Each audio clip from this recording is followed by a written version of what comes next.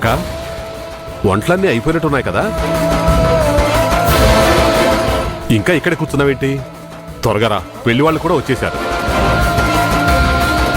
అక్కడంతా మీకోసం ఎదురు చూస్తున్నారు వదినా. వెళ్దాం పదండి.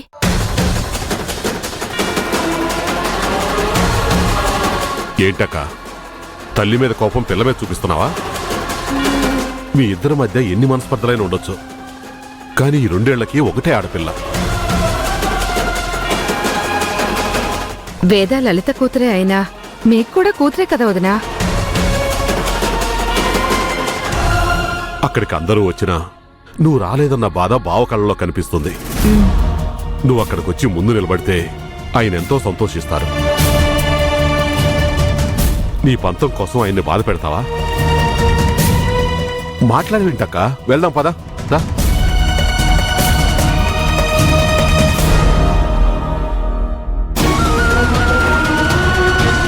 అక్క అక్క,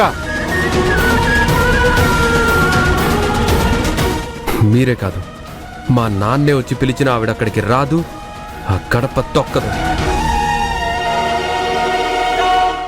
నిన్న మొన్నటి వరకు మా అందరికంటే ఎక్కువ ఆవిడ్ని ద్వేషించేవాడివి.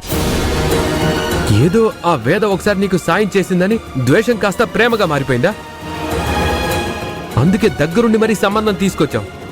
మేమేం కాదనలేదు కదా, నిన్నేమీ అనలేదు కదా. అవసరాన్ని బట్టి అభిప్రాయం మార్చుకోవడం మీలా మాకు అలవాట్లేదు.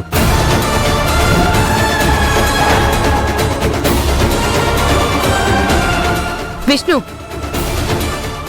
ఈయన నీకు మామయ్య అవుతారు. మామయ్య కాబట్టే మాటలతో చెప్తున్నాను. మీరు మా అమ్మకి తమ్ముడిగా, నాకు మావయ్యగా ఈ ఇంటికి ఎప్పుడైనా రావచ్చు. కానీ మధ్యవర్తిత్వం చేయడానికైతే ఎప్పుడు ఈ గుమ్మం తొక్కక్కర్లేదు.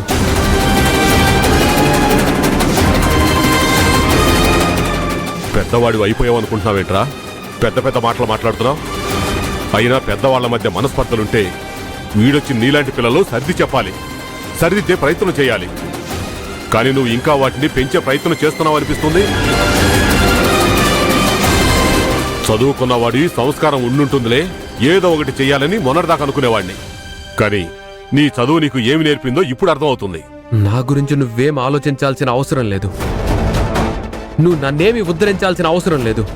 నేను కావాలనుకుంటే నీకంటే పెద్ద సాయం చేసేవాళ్ళు నా దగ్గర ఉన్నారు. ఇక నువ్వు బయలుదేరొచ్చు. మీ అమ్మని ఆ ఇంటికి రాకుండా చేసి నీ పంతం నెగ్గించుకుంటున్నా అనుకుంటున్నావేమో. కానీ ఒకటి గుర్తుపెట్టుకో, ఏనాటికైనా ఈ 2 ఇళ్ళు ఒకటై తీరతాయి. పదవే.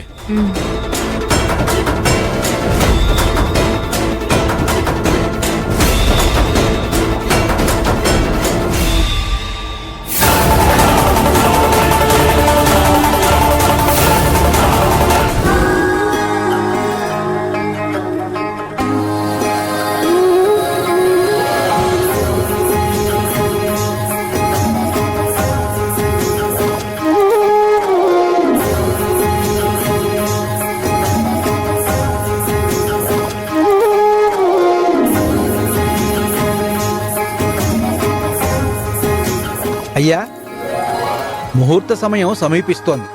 పెళ్లి కుమారుడు ఆయన తల్లిదండ్రులు వచ్చి కూర్చోండి. ఇలా కూర్చోని ఆయన.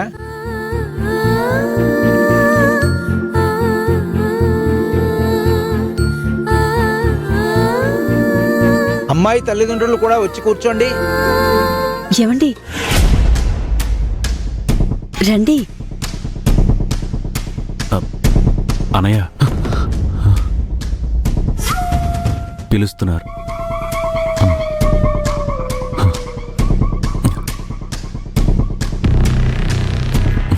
ఏమైంది అన్నయ్య?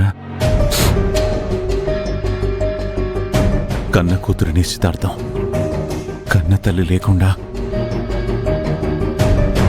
ఆ రోజు అన్నపూర్ణకి తన బిడ్డని దూరం చేసి తప్పు చేశాను. ఇవాళ తను ఉండి కూడా లేకుండా నిశ్చితార్థం చేస్తుంటే ఇంకా పెద్ద తప్పు చేస్తున్నాను అనిపిస్తుంది.